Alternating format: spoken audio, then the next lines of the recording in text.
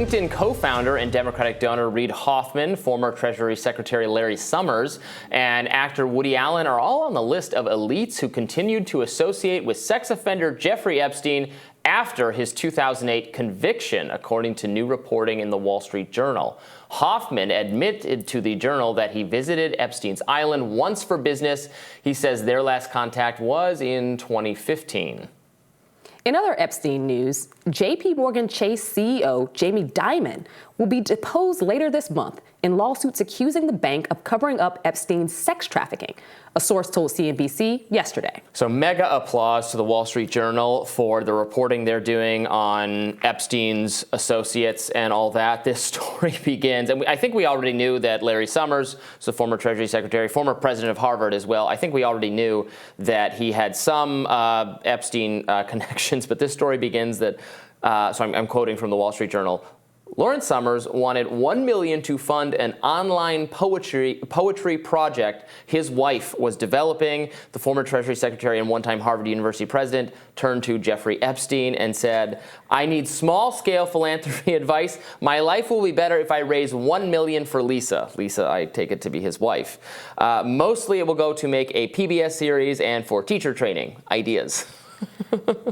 Again, this is in 2014. This guy already was convicted of sexual misconduct with a minor. You know, like by then, like maybe you just like lose this guy's contact information from your phone, right? No, I agree with you. Even if, you know, by some sheer, very large stretch of the imagination, you assume that he might not be fully guilty.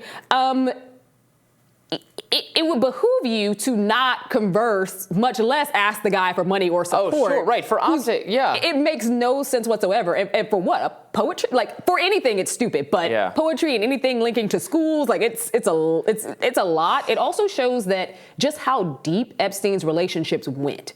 I think that sometimes we don't fully, or the general public doesn't fully understand that, beyond just, obviously, what we know about sex trafficking. The fact that he was a member of some of the highest echelon cliques in terms of politics, policy, and government across multiple countries. I think that we always have to remember that. Yeah, and so the information about the LinkedIn founder is new to me, at least. Maybe it was previously reporting. I don't know that. Woody Allen in the mix. That's a little eyebrow raising.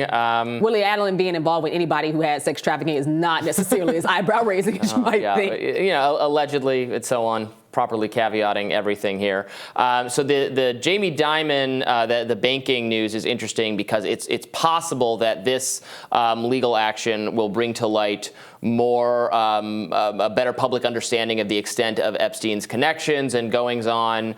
Like you said, it's just amazing his level of access to people like Larry Summers, who was a top government official, a top academic official, if there is such a thing, his access to Clintons, Republicans as well. It was totally bipartisan. It's elites. It's an elite situation. All the elites, you know, they even the elites who are railing against elites in general, they're still all hobnobbing together.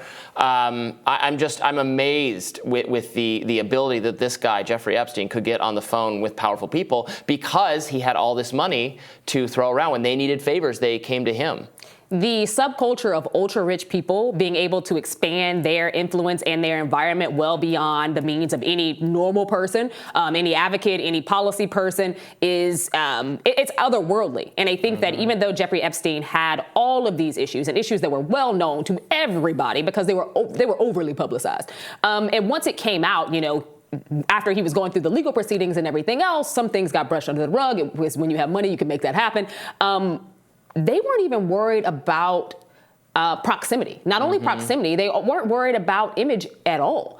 And there are certain individuals where, you know, it's a hot potato. Like, nobody's going to be friends with or go to bat for R. Kelly right now. But I think that there is something to be said about this guy because of the money he maybe had. If he can help you publish your poetry, I don't know. Exactly. If he can donate millions or get millions to you, maybe he would have had a much stronger semblance as well.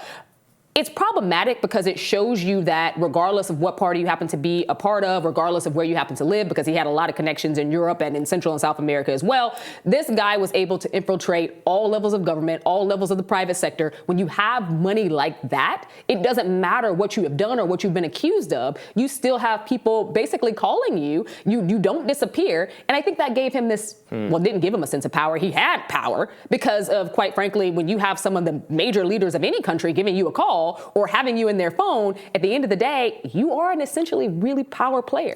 Former Israeli Prime Minister Ehud Barak visited Epstein dozens of times and accepted flights on his private jet, visiting his mansions in Florida and New York. I'm reading off a list from the Wall Street Journal. Again, great reporting by the Wall Street Journal.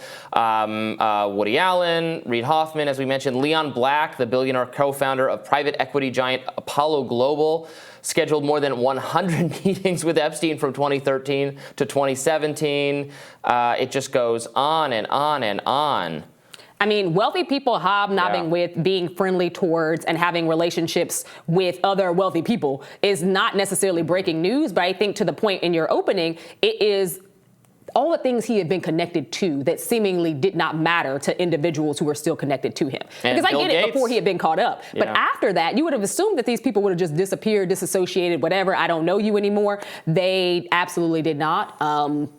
There are only so many people you can ask for millions of dollars from, though. I think we also have to remember that. And of that list, Jamie Epstein never made it off.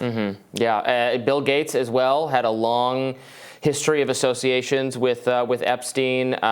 It apparently spooked and unnerved Bill Gates' wife, Melinda Gates. She said that subsequent to the separation and divorce, that she was like, "This guy is creepy. Why are you talking to him?" And it's interesting. But obviously, there's a sense that there's so much information that we have not yet even scratched the surface of the full extent of this abhorrently disgusting criminal behavior, and then his vast associations with all these people. And all of those networks who would rather die 3 or 4 times, heinous deaths, than to have their names brought up in any association with Jeffrey Epstein today. Yeah. All right, we'll have more Rising right after this.